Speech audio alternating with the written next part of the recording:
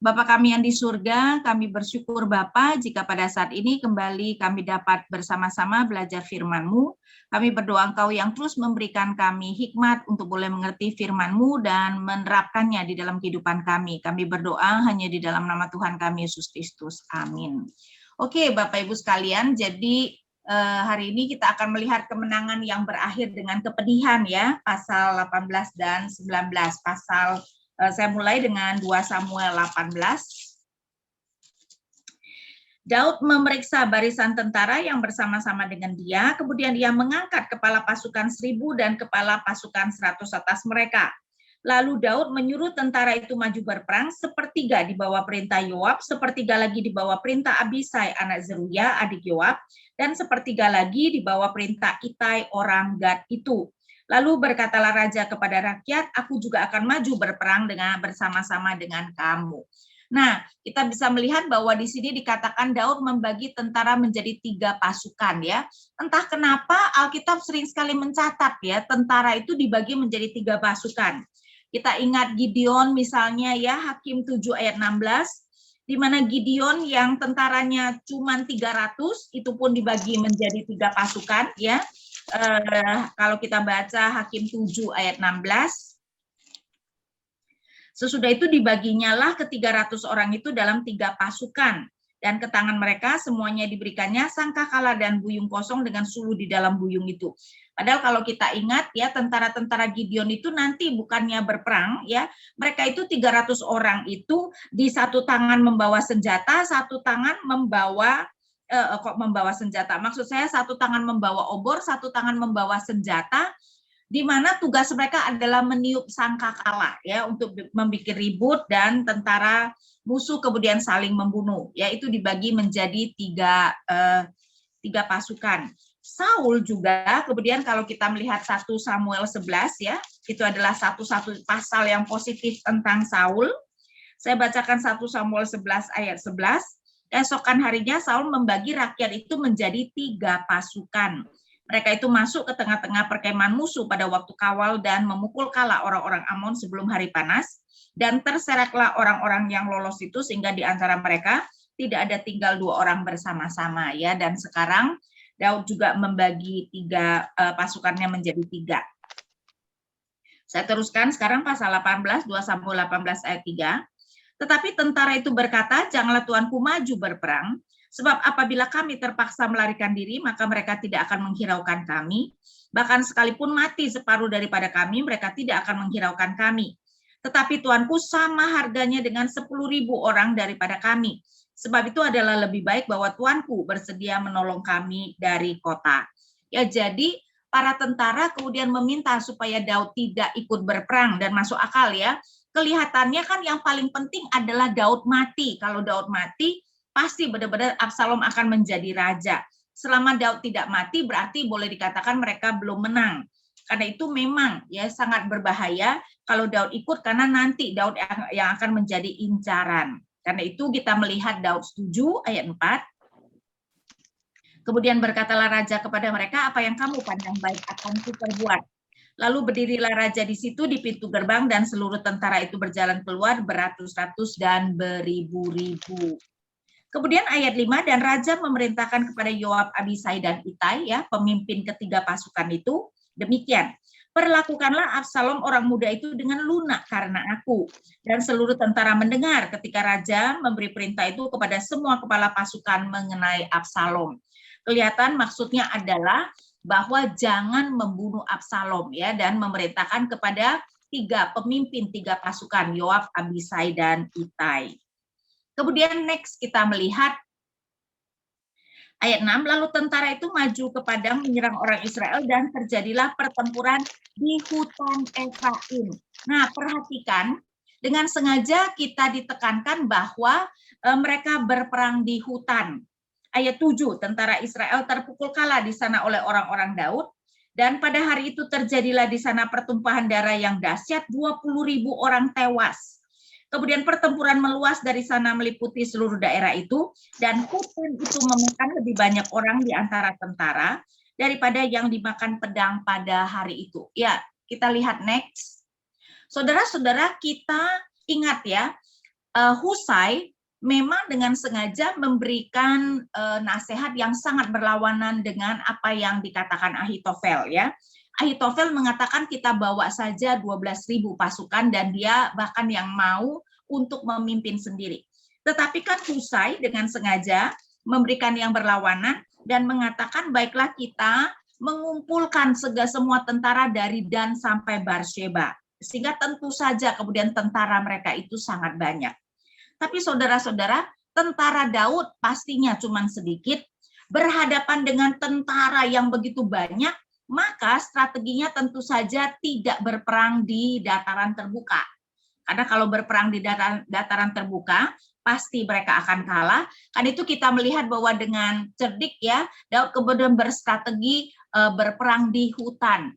Tolong ininya di next-kan ya catatannya, materinya ya, sehingga kita melihat pengikut Daud berstrategi berperang di hutan Efraim, dan karena itu jangan begitu cepat. Jadi sebelumnya ya, dan karena itu dikatakan yang mati dimakan hutan lebih banyak yang mati dimakan pedang ya. Berarti ini adalah strategi yang sangat baik, karena tentara yang terlalu banyak malahan di hutan kan mereka tidak bisa menyerbu bersama-sama.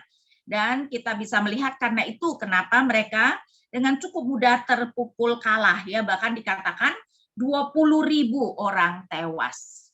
Tapi bukan itu saja, ayat 9. Kebetulan Absalom bertemu dengan orang-orang Daud. Adapun Absalom menunggangi Bagal. Ketika Bagal itu lewat di bawah jalinan dahan-dahan pohon tarbantin yang besar, tersangkutlah kepalanya pada pohon tarbantin itu, sehingga ia tergantung antara langit dan bumi, sehingga sedang Bagal yang dikendarainya berlari terus. Ya, jadi rambut Absalom yang sebelumnya pernah dikatakan ya begitu lebatnya sehingga kalau misalnya dicukur itu beratnya sampai berapa. Nah, sering sekali ya, ternyata apa yang menjadi kekuatan kita itu malahan bisa menjadi kejatuhan kita ya, dan itu yang terjadi pada Absalom. Rambut Absalom yang begitu kayaknya begitu indah ya, yang begitu dikagumi, ternyata malahan menjadi kejatuhannya. Dan sekarang dia berarti dia tergantung ya di pohon tarbantin, dan Bagal dia pergi, jadi benar-benar dia tergantung di sana. Nah, berarti kan sebenarnya sangat mudah untuk menangkap Absalom hidup-hidup. Ayat 10, seseorang melihatnya lalu memberitahu Yoab, katanya, aku melihat Absalom tergantung pada pohon tarbantin. Yoab berkata kepada orang yang memberitahu kepadanya itu, apa jika engkau melihatnya, mengapa engkau tidak membanting dia ke tanah di tempat itu juga? Maka selayaknya aku memberi engkau 10 sikal perak dan 1 ikat pinggang. Tetapi orang itu berkata kepada Yoab, sekalipun aku mendapat 1.000 sikal perak di telapak tanganku, takkan aku menjamah anak raja itu. Sebab di depan telinga kamilah raja memberi perintah kepadamu dan kepada Abisai dan kepada Itai, katanya, lindungilah Absalom orang muda itu karena aku. Dan di sini kita melihat ya, Daud adalah raja yang sangat dihormati dan dicintai rakyatnya ya, sehingga bayangkan prajurit itu mengatakan sampai diberikan 1.000 sikal saja dia tidak mau melawan titah Daud. Ayat 13. Sebaliknya, jika aku mencabut nyawanya dengan khianat, tidak ada sesuatu pun yang tinggal tersembunyi kepada raja, maka engkau akan menjauhkan diri. Tetapi Yoab berkata, aku tidak mau membuang-buang waktu dengan kau seperti ini. Lalu diambilnyalah 3 lembing dalam tangannya dan ditikamkannya ke dada Absalom, sedang ia masih hidup di tengah-tengah dahan pohon tarbantin itu. Ya, jadi Yoab itu benar-benar dengan sengaja membunuh ya, bahkan menikamnya dengan 3 lembing. Bayangkan ya, pasti mati. Dan bahkan kemudian 15, kemudian 10 bujang pembawa senjata Yoab mengelilingi Absalom, lalu memukul dan membunuh dia. Nah, kita tidak tahu kenapa Yoab begitu. Padahal ya, Yoab dengan Absalom adalah sepupu dan tadinya mereka itu begitu dekat. Ingat gak setelah Absalom membunuh Amnon dan dia melarikan diri ke Geshur, adalah Yoab yang memakai seorang wanita bijak dari Tekoa, yang kemudian dia dengan ceritanya, itu datang kepada Daud dengan tujuan supaya Daud bisa mengampuni Absalom ya. Jadi saya tidak mengerti kenapa sekarang Yoab mau membunuh Absalom. Padahal Daud sudah memesankan, dan mungkin gara-gara itu juga nanti Yoab mengerti sekali bahwa dia tidak mungkin akan dipakai oleh Salomo, karena itu di dalam nanti Adonia ingin menjadi raja, Yoab nanti berpihak kepada Adonia. Tapi memang kita tidak diberitahu kenapa Yoab melakukan sesuatu yang sebenarnya kurang masuk akal ya. Jadi kita melihat Yoab dengan sengaja membunuh Absalom walau sudah diperingatkan oleh Daud. Next kita melihat dari ayat 16, sesudah itu Yoab meniup sangkakala sehingga tentara berhenti mengejar orang Israel sebab Yoab mau menahan tentaranya itu. Jadi berarti Yoab meniup sangkakala menghentikan tentaranya mengejar orang Israel. Dan memang Absalom sudah mati, tidak ada gunanya sebenarnya ya membunuh orang-orang Israel pengikut Absalom. Dengan kematian Absalom berarti memang rencana besar mereka pasti bubar. Dan dalam hal ini Yoab melakukan sesuatu yang berhikmat ya, ngapain juga itu adalah perang saudara, mengapa membunuh lebih banyak orang Israel. Ayat 17, lalu mereka mengambil mayat Absalom dan melemparkannya ke dalam lubang yang besar di hutan itu. Kemudian mereka mendirikan di atasnya timbunan batu yang sangat besar. Kasihan lo ya.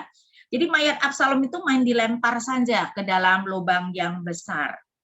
Dan seluruh orang Israel melarikan diri masing-masing ke kemahnya. Kelihatannya mungkin kita mengasumsikan bahwa orang-orang Israel mengerti bahwa Absalom sudah mati ya, dan mereka kemudian membubarkan diri, melarikan diri masing-masing ke kemahnya. Saudara mungkin juga ya, maksud Yoab itu membunuh Absalom supaya perang dengan cepat berhenti. Bisa saja ya, sekali lagi kita tidak diberitahu. Tapi ini adalah sebuah kemungkinan. Karena apa? Karena begitu Absalom mati sudah tidak ada gunanya bawahannya memberontak. Mereka mau mendukung siapa?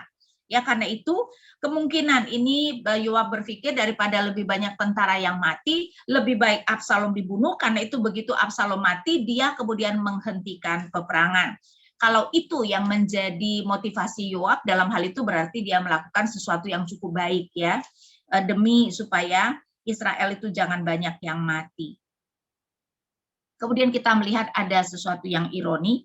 Sewaktu hidupnya, Absalom telah mendirikan bagi dirinya sendiri tugu yang sekarang ada di lembah raja, sebab katanya, aku tidak ada anak laki-laki untuk melanjutkan ingatan kepadaku. Nah, jadi waktu hidupnya Absalom mendirikan tugu di lembah raja karena dia tidak ada anak laki-laki. Saudara, sebelumnya kita diberitahu bahwa Absalom ada anak, jadi kemungkinan kalau begitu anak-anaknya mungkin sudah meninggal, entah apapun alasannya, anak-anaknya sudah meninggal sebelum dia mendirikan tugu tersebut. Ya karena itu dia mendirikan tugu dan dia telah menamai tugu itu menurut namanya sendiri, sebab itu sampai hari ini tugu itu dinamai orang Tugu Peringatan Absalom ya. Jadi dia sendiri yang mendirikan tugu bagi dirinya ya. Biasanya kan orang itu orang lain ya yang mendirikan tugu bagi seseorang, tetapi Absalom yang mendirikannya sendiri. Kemudian kita melihat kemenangan yang dirasakan seperti kekalahan. Kita melihat next. Kemudian berkatalah Ahimaas bin Zadok, biarlah aku lari menyampaikan kabar yang baik itu kepada raja bahwa Tuhan telah memberi keadilan kepadanya dengan melepaskan dia dari tangan musuhnya. Rupanya Ahimaas tidak mendengar karena kan memang dia adalah anak imam ya. Jadi tidak ikut berperang harusnya ya, karena itu ketika Daud memberi pesan kepada 3 pemimpin pasukan, ya pasukan-pasukannya banyak yang mendengar, tapi mungkin Ahimaas karena memang tidak di antara pasukan tidak tahu kalau Daud itu sebenarnya menyuruh supaya jangan membunuh Absalom, atau dia tidak tahu kabar bahwa Absalom sudah mati. Tadi itu dia sangat semangat mau memberitahukan kepada Daud kabar bahwa mereka sudah menang ya, Israel sudah melarikan diri. Ayat 20, tetapi berkatalah Yoab kepadanya, pada hari ini bukan kau yang membawa kabar, pada hari lain boleh engkau yang menyampaikan kabar, tetapi pada hari ini engkau tidak akan menyampaikan kabar karena anak raja sudah mati. Jadi Yoab yang sekarang mengatakan jangan memberi kabar, karena Yoab mengerti ini pasti akan menghancurkan hati Daud. Sedangkan Ahimaas yang naif ya, kemudian mungkin juga tidak mengerti betapa Daud itu tidak mau Absalom mati, karena itu dia tidak mau Ahimaas yang menyampaikan kabar. Karena itu 21, lalu berkatalah Yoab kepada orang Ethiopia, pergilah beritahukanlah kepada raja apa yang kau lihat. Orang Ethiopia itu sujud menyembah kepada Yoab lalu berlari pergi. Jadi kita melihat ya Ahimaas anak Zadok dengan semangat menawarkan diri menginformasikan Daud tentang kemenangan mereka.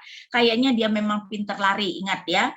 Dia beserta dengan anak Abiatar kan memang dijadikan mata-mata sehingga mereka juga perlu kalau membawa berita begitu juga pasti harus orang yang cepat larinya. Ya, ayat 22, tetapi berkatalah sekali lagi Ahimaas bin Zadok kepada Yoab, apapun yang terjadi izinkanlah juga aku berlari pergi menyusul orang Ethiopia itu. Tetapi kata Yoab, mengapa juga engkau mau berlari pergi anakku? Apakah engkau membawa kabar yang menguntungkanmu? Ya, jadi Yoab kembali mencegah. Jawabnya, apapun yang terjadi aku mau berlari pergi. Lalu berkatalah Yoab kepadanya, kalau demikian larilah. Maka berlarilah Ahimaas mengambil jalan dari lembah Yordan sehingga ia mendahului orang Ethiopia itu. Ya, jadi Yoab itu tidak setuju, tapi Ahimaas bersikeras untuk membawa pergi dan akhirnya disetujui dan rupanya dia mengetahui jalan pintas ya, sehingga digambarkan di ayat 23 dia mengambil jalan dari lembah Yordan jadi bisa mendahului orang Ethiopia yang sudah lari sebelum dia. Nah, karena itu tidak mengherankan dia yang pertama-tama kali datang kepada Daud, ayat 24. Ya, ayat 24 kita melihat next. Adapun Daud duduk di antara kedua pintu gerbang sedang menjaga naik ke soto pintu gerbang itu di atas tembok. Ketika ia melayangkan pandangnya, dilihatnya lah ada orang datang berlari seorang diri saja. Saudara-saudara, kita melihat bahwa Daud yang khawatir menunggu di antara kedua pintu gerbang ya. Kita tidak tahu deh apa yang dikhawatirkan Daud. Di satu pihak mungkin dia berkhawatir kalau mereka kalah, tapi di satu pihak dia juga khawatir kalau mereka menang apa yang akan terjadi pada Absalom. 25, berserulah penjaga memberitahu raja, lalu raja berkata, jika ia seorang diri maka kabar yang baiklah disampaikannya sementara orang itu mendekat. Saudara, kenapa? Kenapa kalau seorang diri dianggap kabar baik? Berarti kan bukan tentara rame-rame melarikan diri ya. Jadi kalau rame-rame begitu, wah itu berarti kocar-kacir lari dari lawan. Sehingga kalau seorang diri kelihatannya itu adalah kabar baik. 26, penjaga itu melihat seorang lain datang berlari, lalu penjaga itu menyerukan kepada penunggu pintu gerbang, katanya, lihat ada orang yang datang berlari seorang diri, berkata raja, itu pun pembawa kabar yang baik. Jadi memang saudara-saudara, biasanya di dalam kerajaan-kerajaan ya ada orang yang berdiri di menara ya, di menara untuk melihat dari jauh, karena itu ketika ada orang datang mereka yang pertama-tama tahu, dan karena itu penjaga mungkin dalam hal ini penjaga menara kemudian mengetahui, wah dari jauh ada orang yang datang memberitahu raja ya. Jadi orang kedua dan raja pun berkata itu pun pembawa kabar baik. Sesudah itu berkatalah penjaga, aku lihat cara berlari orang yang pertama itu seperti cara berlari Ahimaas bin Zadok. Hebat juga ya tuh orangnya, dari cara larinya tahu kalau itu Ahimaas. Tapi sekali lagi menunjukkan Ahimaas rupanya biasa ya berlari untuk membawa perintah. Berkatalah raja, itu orang baik, ya datang membawa kabar yang baik. Lalu Ahimaas berseru kepada sang raja, selamat. Kemudian sujudlah ia menyembah kepada raja dengan mukanya ke tanah serta berkata, terpujilah Tuhan Allahmu yang telah menyerahkan orang-orang yang menggerakkan tangannya melawan tuanku raja. Ya, jelas mau mengatakan kalau mereka itu menang. Lalu bertanyalah raja, selamatkah Absalom orang muda itu? Lihat ya, Daud itu kelihatannya lebih khawatir mengenai keadaan Absalom. Jadi bertanya, selamatkah Absalom? Jawab Ahimaas, aku melihat keributan yang besar ketika Yoab menyuruh pergi hamba raja, hambamu ini, tetapi aku tidak tahu apa itu. Jadi kita melihat Ahimaas, jadi Daud yang khawatir menunggu di antara kedua pintu gerbang. Ahimaas yang pertama datang memberi kabar tentang kemenangan mereka, tetapi tidak tahu dengan kabar Absalom. Nah, kita tidak tahu deh apakah dia berbohong ya, karena kan di ayat 20 sebelumnya Yoab sudah berkata kepada dia. Ayat 20, tetapi berkatalah Yoab kepadanya, pada hari ini bukan engkau yang menjadi pembawa kabar, pada hari lain boleh engkau yang menyampaikan kabar. Tetapi pada hari ini engkau tidak akan menyampaikan kabar karena anak raja sudah mati. Jadi mungkin Ahimaas ketika ditanya Daud seperti itu, dan dia tahu kalau Daud khawatir, jadi tidak tega untuk memberitahu, jadi dia berbohong dan mengatakan dia tidak tahu.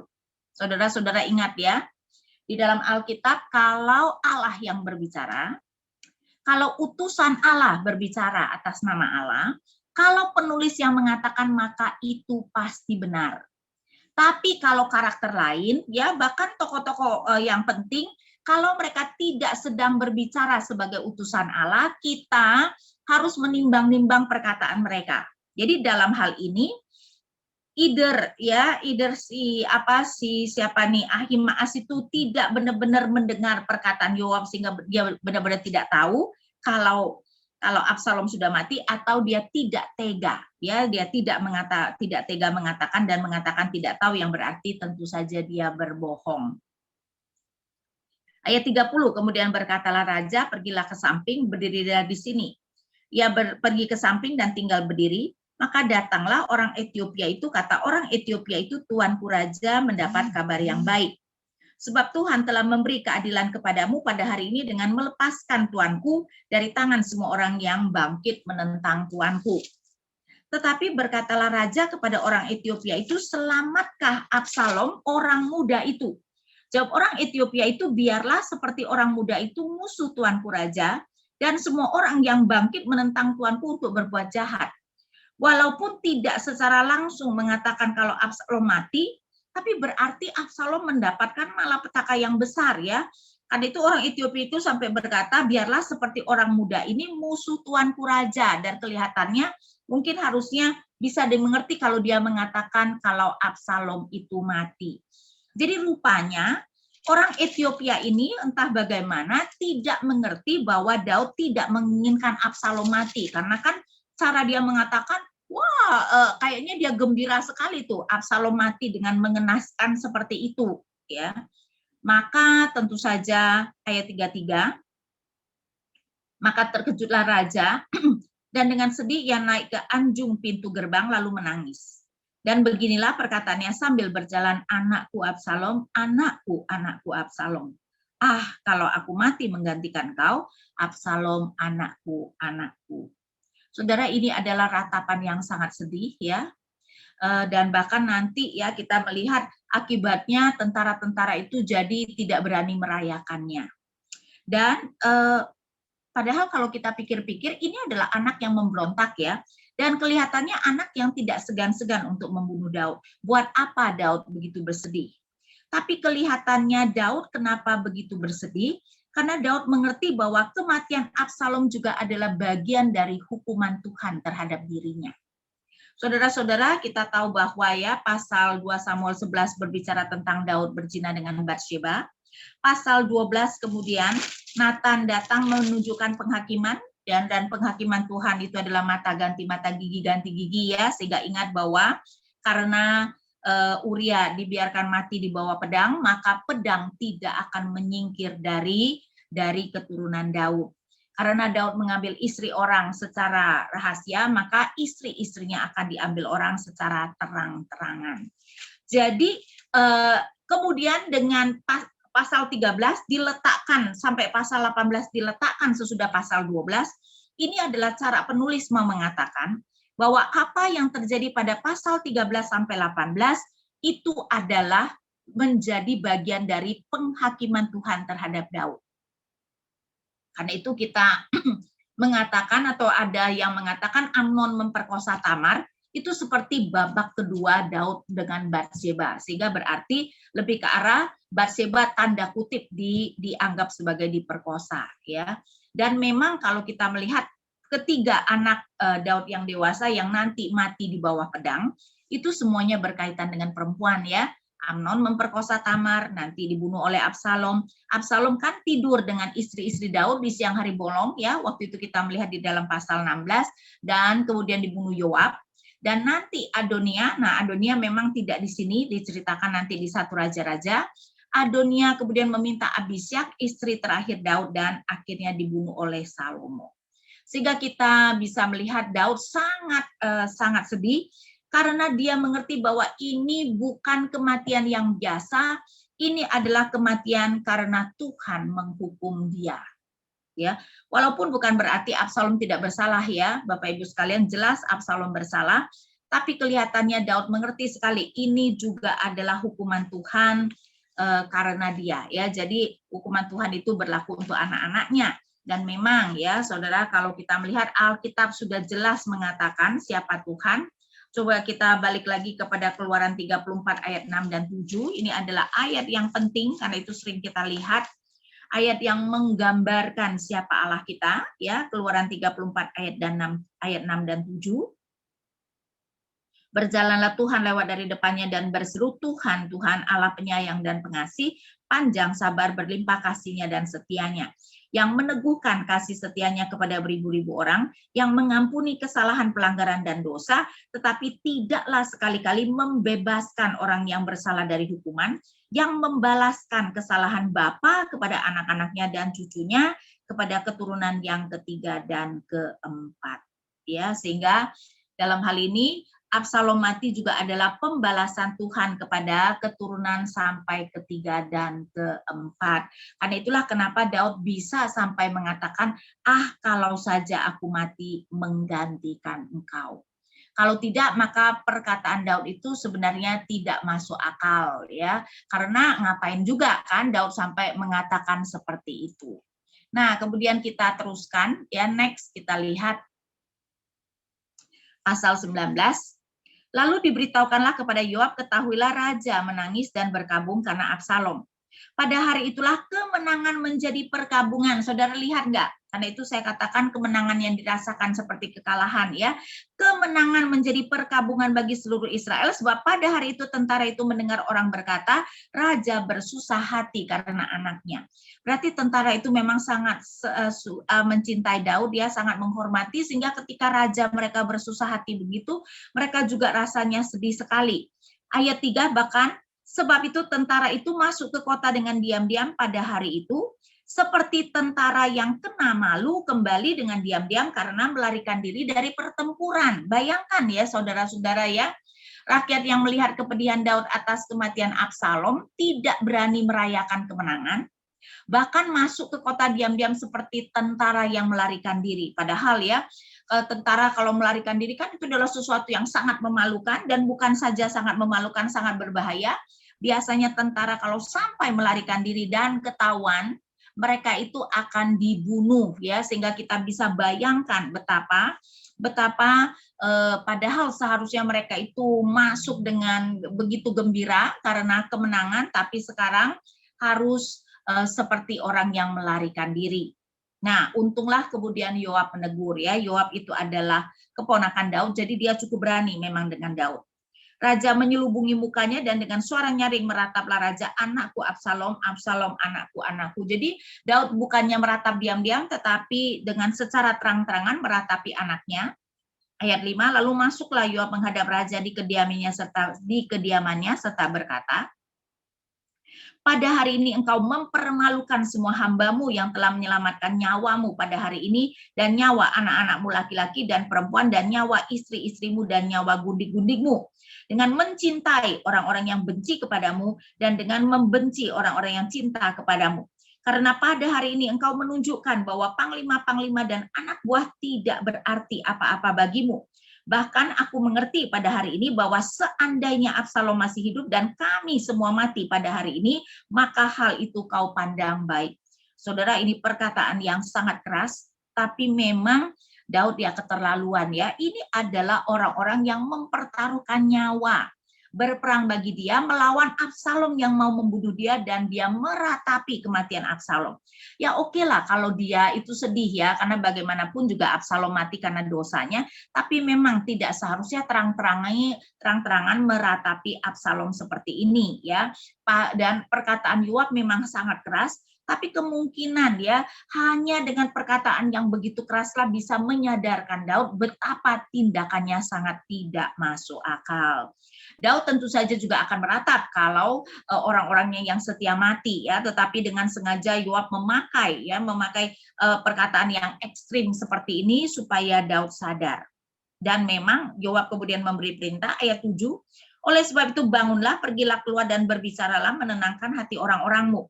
Sebab aku bersumpah demi Tuhan, apabila engkau tidak keluar, maka seorang pun tidak akan ada yang tinggal bersama-sama dengan engkau pada malam ini, dan hal ini berarti celaka bagimu, melebihi segala celaka yang telah kau alami sejak kecilmu sampai sekarang.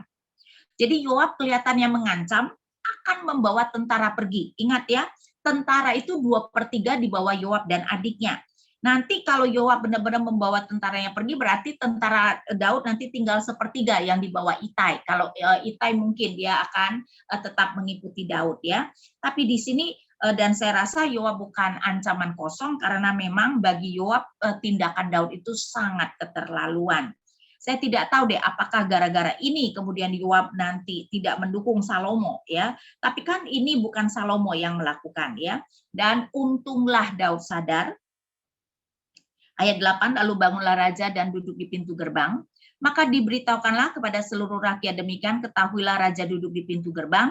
Kemudian datanglah seluruh rakyat itu menghadap raja. Adapun orang Israel sudah melarikan diri masing-masing ke kemahnya. Ya, untung akhirnya perkara selesai. Rakyat bisa, enggak usah kayaknya malu-malu seperti orang yang melarikan diri ya dari peperangan, sehingga mereka kemudian dapat menyalami Daud. Nah, saudara-saudara, kita nanti masih akan melihat sampai pasal 19, tapi karena saya berikan waktu dulu deh ya untuk kalau ada yang mau bertanya. Karena nanti kita memasuki topik yang sangat berbeda. Apakah ada yang mau bertanya?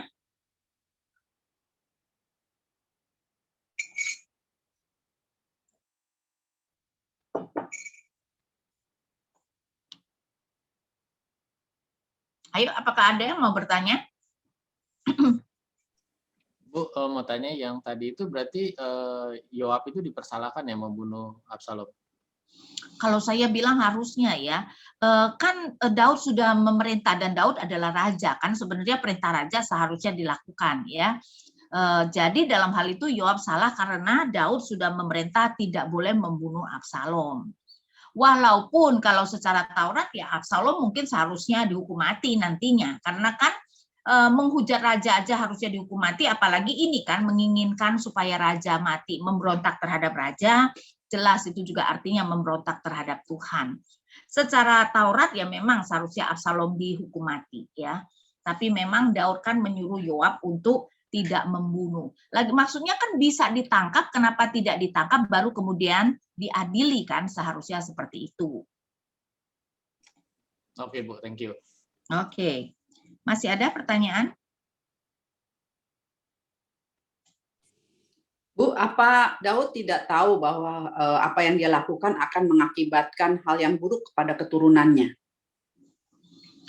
Saya rasa pasti tahu ya, pasti tahu. Maksudnya perzinahannya dengan Batseba dan pembunuhan terhadap Uria. Iya. Iya, saya rasa tahu kali, tapi mungkin nggak nyangka kali ya Bu ya, sampai nanti dia harus membayar dengan 4 nyawa anaknya. Lagi pula kan sebenarnya pembunuhan terhadap Uria sebenarnya tidak dirancangnya. Dia kan tadinya berpikir dengan berzina dengan Batseba kan cuman ya selingkuh-selingkuh, karena itu kan dia merencanakan supaya ketika Batseba hamil kan nggak ketahuan kalau itu anaknya.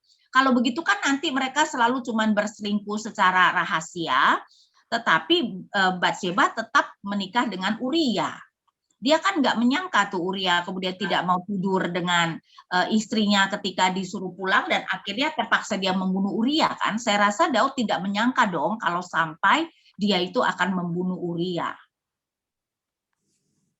Tapi apakah apa yang dilakukan Daud kepada Batseba juga bisa dibenarkan? Kan tidak juga, toh? Tidak.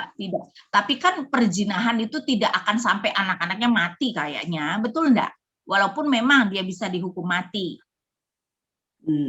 Kan kalau sampai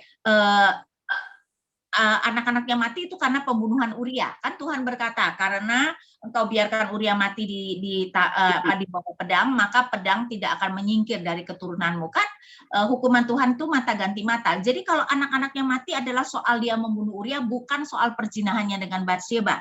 Soal perzinahannya dengan Batseba, hukuman Tuhan adalah istri-istrinya kemudian diambil orang kan, dan ya enggak. Jadi kalau soal anak-anak yang mati bukan soal perzinahan. Berarti kalau begitu hukuman Tuhan bukan hanya mata ganti mata, tapi bisa mata ganti banyak mata, toh? Ya, dalam hal itu kemungkinan karena apa? Karena kan di satu pihak prinsip Tuhan juga kepada orang yang karib kepadaku, kunyatakan kekudusanku. Dan Daud bukan saja Tuhan sudah memberikan begitu berlimpah, jangan lupa Uria adalah orang yang begitu setia, setia kepada Daud, setia kepada Tuhan. Karena itu kenapa Tuhan membalaskannya beberapa kali lipat lah, boleh dikatakan ya, bukan cuma nyawa ganti nyawa, betul. Karena prinsipnya bukan cuma itu saja, prinsip keadilan Tuhan, tapi kan takarannya bisa berbeda, Bu. Semakin besar anugerah yang Tuhan berikan, semakin takaran yang Tuhan tuntut itu kan menjadi lebih tinggi.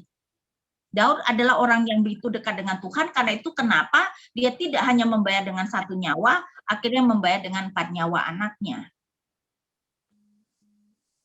Berarti Daud bukan hanya, apakah juga seperti ini, Bu?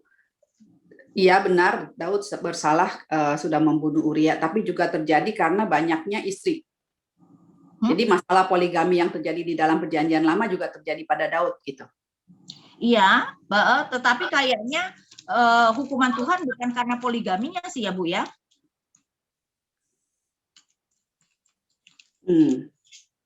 Hukuman Tuhan mengenai poligami harusnya dilihat bahwa anak-anaknya itu jadi saling membunuh. Mungkin itu yang bisa lebih kelihatan, dan itu adalah cara Tuhan untuk menunjukkan bahwa keluarga poligami memang tidak ideal ya, sampai Amnon memperkosa Tamar ya mungkin karena poligami kan. Kalau Tamar benar-benar adik kandung Amnon ya Amnon mungkin tidak terpikir untuk memperkosanya, walaupun kita tahu realitanya itu bisa terjadi ya. Tetapi kelihatannya gambaran yang mau digambarkan itu semua terjadi karena poligami. Jadi hukuman Tuhan terhadap poligami adalah lain lagi, Bu. Oke, terima kasih, Bu. Oke, masih ada pertanyaan?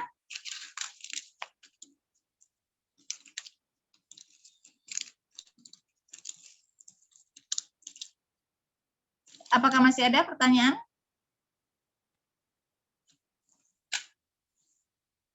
Oke, kalau tidak ada kita lanjutkan ya. Sekarang kita melihat rakyat menyambut kembalinya Daud ya. Daud sudah menang dan berarti sekarang tentu saja raja akan kembali. Dan kita melihat dari ayat 9, pasal 19 dari ayat 9. Lalu berangkatlah raja pulang dan sampailah ia ke tepi sungai Yordan. Ingat ya, mereka itu kan sudah menyeberangi sungai Yordan. Sementara itu orang Yehuda telah sampai ke Gilgal untuk menyongsong raja dan untuk membawa raja menyeberang sungai Yordan. Juga Simei bin Gera, orang Benyamin yang dari Bahurim itu cepat-cepat datang bersama-sama dengan orang-orang Yehuda untuk menyongsong Raja Daud. Nah, apa yang kita lihat di sini ya, jadi kita melihat, sorry, saya salah. Dari ayat 9 harusnya saya baca ya, kelangkahan.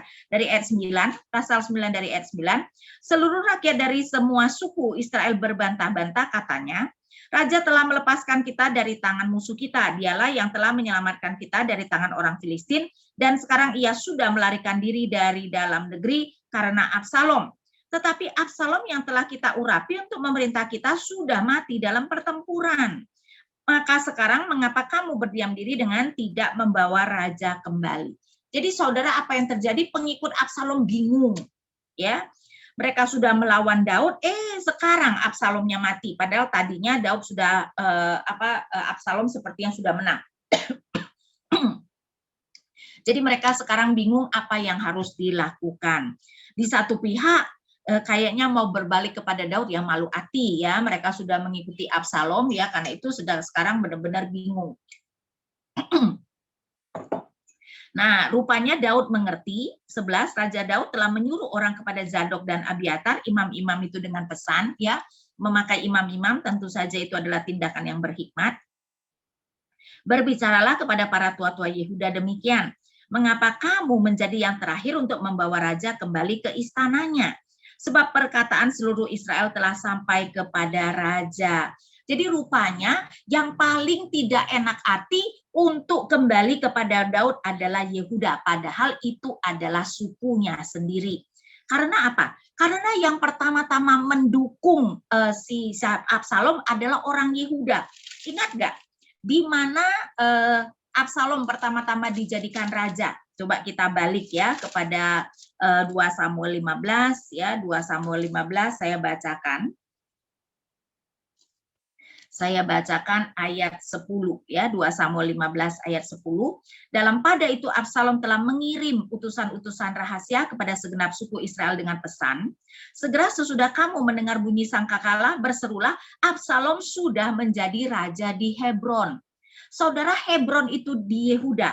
Hebron itu bukan hanya di Yehuda, Hebron adalah ibu kota Yehuda pada waktu Daud dulu menjadi raja atas Yehuda saja.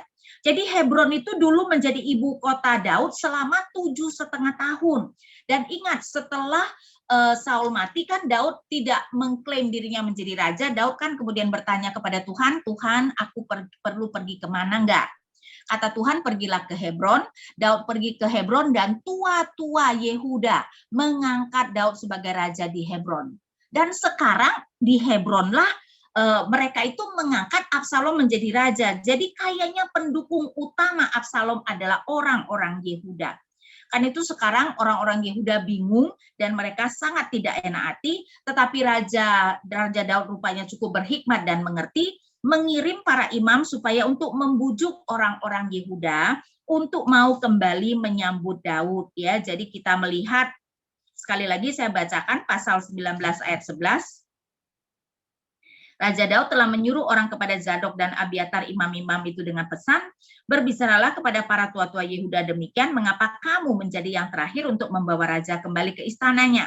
Sebab perkataan seluruh Israel telah sampai kepada raja. Kelihatannya ya Israel itu yang malahan sudah lebih dulu mau menyambut Daud ya, di mana perkataan mereka ayat 12, kamulah saudara-saudaraku, kamulah darah dagingku, enggak, maksudnya ini perkataan Daud ya. Jadi Daud menyuruh imam berkata kepada Yehuda, kamulah saudara-saudaraku, kamulah darah dagingku, mengapa kamu menjadi yang terakhir untuk membawa raja kembali ya. Jadi kita melihat bahwa Daud melalui para imam membujuk tua-tua Yehuda untuk membawa kembali Daud. Bahkan demi menarik hati mereka, ayat 13, dan kepada Amasa haruslah kamu katakan, bukankah engkau darah dagingku? Nah saudara, Amasa juga adalah sepupu Yoab, dan karena itu Amasa juga adalah keponakan Daud. Ya, berarti tentu saja orang Yehuda. Jadi ibunya Amasa juga saudaraan dengan Daud ya, sama seperti ibunya Yoab. Ya, jadi kita melihat kepada Amasa haruslah kamu katakan, bukankah engkau darah dagingku? Beginilah kiranya Allah menghukum aku, bahkan lebih lagi daripada itu, jika engkau tidak tetap menjadi panglimaku, menggantikan Yoab, bahkan menjanjikan Amasa untuk mengganti Yoab. Walaupun dalam hal ini saya rasa Daud sangat tidak bijaksana ya, dan akhirnya kita tahu nantinya Yoab membunuh Amasa. Jadi kelihatan Yoab sudah dengar dan melihat Amasa itu sebagai ancaman, padahal mereka itu sepupuan ya. Tapi di sini Daud demi menarik hati mereka mengatakan akan menjadikan Amasa panglimanya. Nah, saudara, Amasa adalah panglima utama Absalom ya. Jadi memang dia mendukung Absalom ya. Jadi dalam hal ini adalah cara Daud untuk mengambil hati walaupun akhirnya malahan menjadi bumerang ya. Ayat 14. Demikianlah dibelokkannya hati semua orang Yehuda secara serentak, sehingga mereka menyuruh menyampaikan kepada raja pesan ini, kembalilah tuanku dan semua anak buahmu. Ya, jadi akhirnya hati orang Yehuda tenang dan mereka kembali menyambut Daud. Ya, saya rasa ini sangat masuk akal ya. Mereka adalah suku Daud, kalau mereka tidak menyambut Daud mau gimana? Ya, karena itu saya rasa dalam hal ini Daud memang bertindak sangat berhikmat, kecuali memang dia terlalu mungkin cepat ya menjanjikan Amasa untuk menjadi pengganti Yoab. Nah, kemudian kita melihat next penyambutan terhadap Daud ayat 15. Lalu berangkatlah raja pulang dan sampailah ia ke tepi sungai Yordan. Sementara itu orang Yehuda telah sampai ke Gilgal untuk menyongsong raja dan untuk membawa raja menyeberangi sungai Yordan. Ya, Gilgal itu kan memang di samping sungai Yordan ya, karena itu dulu pada zaman Yosua mereka itu menyeberang dari Sitim ke Gilgal. Jadi begitu menyeberangi sungai Yordan, maka tempat yang mereka injak pertama itu adalah Gilgal. Nah, juga Simei bin Gera orang Benyamin yang dari Bahurim itu cepat-cepat datang bersama-sama dengan orang-orang Yehuda untuk menyongsong Raja Daud. Simei itu siapa? Ingat nggak sebelumnya? Ya, sebelumnya di dalam pasal 16, Simei itu mengutuki Daud. Simei itu adalah pendukung kerajaan Saul. Coba kita lihat sebentar 2 Samuel 16. 2 Samuel 16 saya bacakan dari ayat 5. Ketika Raja Daud telah sampai ke Bahurim, keluarlah dari sana seorang dari kaum keluarga Saul, ia bernama Simei bin Gera. Sambil mendekati raja, ia terus-menerus mengutuk Daud dan semua pegawai Raja Daud, dilemparinya dengan batu, walaupun segenap tentara dan semua pahlawan berjalan di kiri kanannya. Beginilah perkataan Simei pada waktu ia mengutuk, enyahlah, enyahlah engkau penumpah darah orang Dursila. Tuhan telah membalas kepadamu segala darah keluarga Saul yang engkau gantikan menjadi raja. Tuhan telah menyerahkan kedudukan raja kepada anakmu Absalom. Sesungguhnya engkau sekarang dirundung malang karena engkau seorang penumpah darah. Ya, jadi sudah mengutuk seperti itu. Sekarang cepat-cepat datang untuk minta ampun ya, dan menunjukkan ini adalah orang yang sangat tidak gentleman sama sekali ya.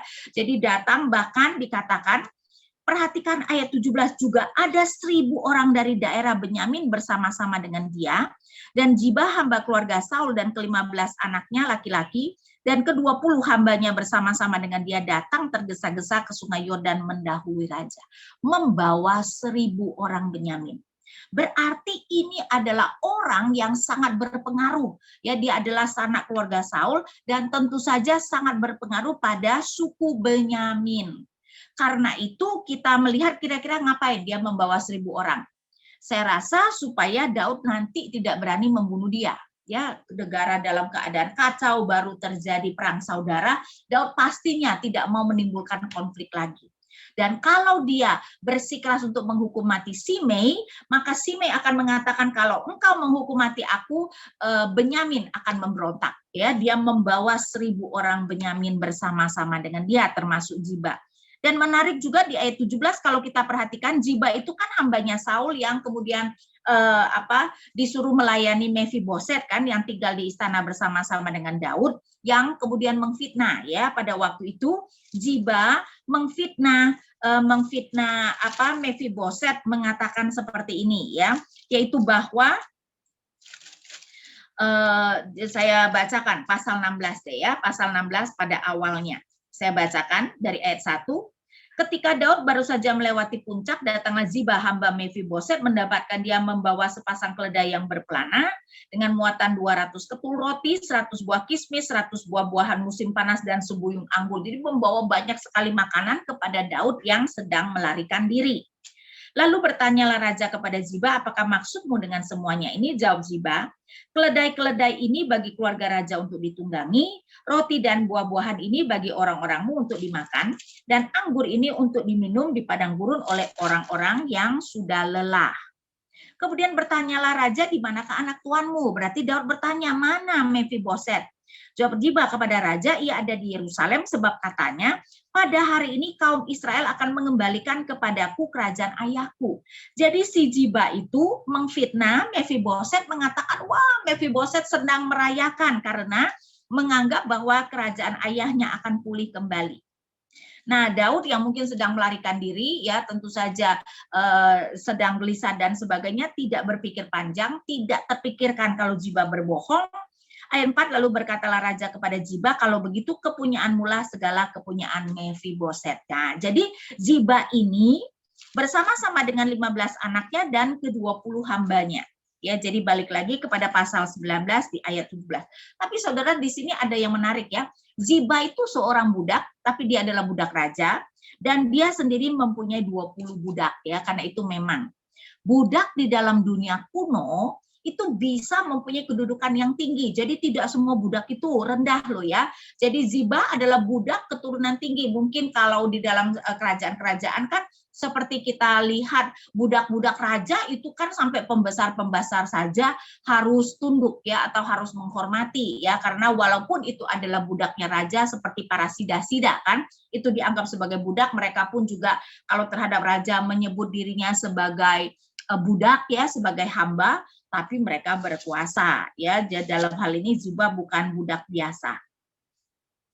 Jadi bersama Simei, bersama 1.000 orang, bersama Ziba dan anak-anaknya dan hamba-hambanya datang tergesa-gesa menjumpai atau menjemput Daud. Ayat 18, lalu menyeberang dari tempat penyeberang untuk menyeberangkan keluarga raja dan untuk melakukan apa yang dianggapnya baik. Maka Simei bin Gera sujud di depan raja ketika raja hendak menyeberangi sungai Yordan. Ya, coba lihat ya, sampai sujud di depan raja dan berkata kepada raja, janganlah kiranya tuanku tetap memandang aku bersalah, dan janganlah kiranya tuanku mengingat kesalahan yang dilakukan hambamu ini pada hari tuanku raja keluar dari Yerusalem. Janganlah kiranya raja memperhatikannya lagi. Sebab hambamu ini tahu bahwa hamba telah berbuat dosa, dan lihatlah pada hari ini akulah yang pertama-tama datang dari seluruh keturunan Yusuf untuk menyongsong tuanku raja. Ya, jadi ini tindakan ini ya seperti biasa tindakan orang yang suka menjilat ya. Jadi dalam hal ini menunjukkan memang Simei bukanlah orang yang berintegritas lah ya. Jadi dia berani di satu pihak berani mengutuk, tetapi sekarang ketakutan sendiri. 21, lalu berbicaralah Abisai anak Zeruya, katanya, bukankah Simei patut dihukum mati karena ia telah mengutuki orang yang diurapi Tuhan. Dan itu betul ya, secara Taurat Tuhan mengutuk Allah, mengutuk raja, hukumannya adalah mati. Ayat 22, tetapi Daud berkata, apakah urusanku dengan kamu, hai anak-anak Zeruya, sehingga kamu pada hari ini menjadi lawanku? Masakan pada hari ini seorang dihukum mati di Israel? Sebab bukankah aku tahu bahwa aku pada hari ini adalah raja atas Israel? Daud melihat Simei membawa 1.000 orang Benyamin, tentu saja mengerti dia tidak mungkin boleh menghukum mati Simei kalau dia tidak mau kekacauan lebih banyak terjadi ya. Pada saat ini aja keadaan negara pasti sudah kurang stabil ya, dan sekarang dia tidak mau kemudian bermusuhan dengan suku Benyamin. Karena itu tidak mungkin secara politik Daud kemudian membunuh Simei. Ayat 23, kemudian berkatalah raja kepada Simei, engkau tidak akan mati, lalu raja bersumpah kepadanya. Ya, jadi kita melihat Simei meminta ampun kepada Daud dan Daud bersumpah tidak akan membunuh Simei. Nah, kemudian kita berbicara tentang Mefiboset ayat 24. Juga Mefiboset bin Saul menyongsong raja. Ia tidak membersihkan kakinya dan tidak memelihara janggutnya, dan pakaiannya tidak dicucinya sejak raja pergi sampai hari ia pulang dengan selamat. Jadi kita melihat Mefiboset bin Saul yang tidak mengurus dirinya sejak Daud melarikan diri, datang menyambut Daud dengan keadaan yang berantakan, dan saya yakin ini tidak bisa dibuat-buat ya. Orang yang sudah entah berapa minggu mungkin ya, yang bajunya tidak dicuci dengan yang berpura-pura kan pasti beda sekali ya, dan juga kan janggutnya sampai pasti tidak keru-keruan. Ketika ia lari dari Yerusalem menyongsong raja, bertanya raja kepadanya, mengapa engkau tidak pergi bersama-sama dengan aku, Mefiboset?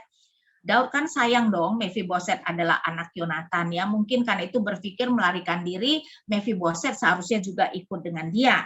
Jawabnya, ya tuanku raja, aku ditipu hambaku. Sebab hambaku itu berkata kepadanya, pelanailah keledai bagiku supaya aku menungganginya dan pergi bersama-sama dengan raja, sebab hambamu ini timpang.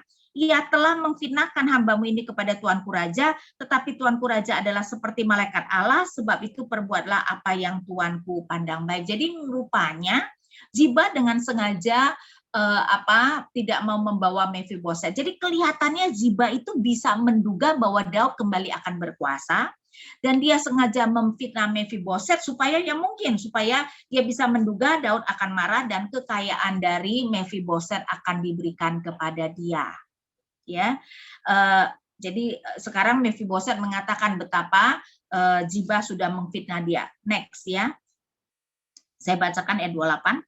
Walaupun seluruh kaum keluargaku tidak lain dari orang-orang yang patut dihukum mati oleh tuanku raja, tuanku telah mengangkat hambamu ini di antara orang-orang yang menerima rezeki dari istanamu. Apakah hakku lagi dan untuk apa aku mengadakan tuntutan lagi kepada raja? Ya, jadi kita melihat ketika ditanya Daud, ya, ia yaitu Mefiboset mengatakan bahwa ia tidak ditinggalkan dan difitnah oleh Ziba hambanya. Ya, dia ditinggalkan, maksudnya kok tidak ditinggalkan ya, bahwa ia ditinggalkan dan difitnah oleh oleh Ziba hambanya. Ya, dan kemudian kita melihat, nah apa yang terjadi adalah ayat 29, tetapi raja berkata kepadanya, apa gunanya engkau berkata-kata lagi tentang halmu? Aku telah memutuskan engkau dan Ziba harus berbagi ladang itu. Nah, Daud memutuskan untuk membagi harta Mefiboset antara Mefiboset dan Ziba. Bagi saya ini tidak berhikmat lah ya. Bukankah seharusnya Ziba dihukum berani memfitnah tuannya? Ya, saya tidak tahu tuh kenapa Daud kemudian menyuruh membagi. Mungkin karena itu Ziba dengan sengaja datang dengan Simei. Jadi memang orang yang cocok lah karakternya ya, dua-duanya licik dan dua-duanya jahat. Jadi mungkin mereka memang orang yang bersama-sama, dan karena itu Daud kelihatan juga tidak berani menghukum Ziba, ya, bahkan mengatakan harta Mefiboset akan dibagi dua dengan dia, dan bagi saya itu sama sekali sebenarnya tidak masuk akal, ya. Dan di sini kita bisa melihat hati Mefiboset untuk Daud. Ayat 30, lalu berkatalah Mefiboset kepada raja, biarlah ia mengambil semuanya sebab tuanku raja sudah pulang dengan selamat. Lihat nggak?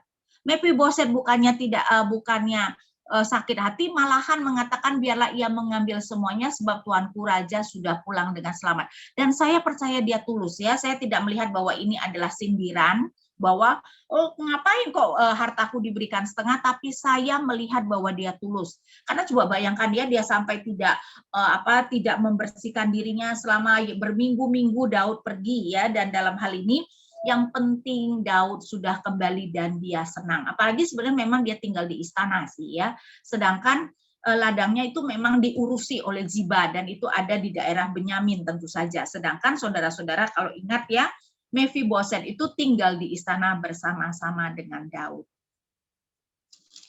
Kemudian kita melihat ayat 31. Juga Barzilai orang Gilead itu telah datang dari Regalim dan ikut bersama-sama raja ke Sungai Yordan untuk mengantarkan sampai di sana. Dan Barzilai adalah orang yang juga waktu Daud melarikan diri menyambut raja, memberikan banyak makanan. Ya, Barzilai itu sudah sangat tua, 80 tahun umurnya. Ia menyediakan makanan bagi raja selama ia tinggal di Mahanaim sebab dia seorang yang sangat kaya. Dan sekarang dia ikut mengantarkan Daud.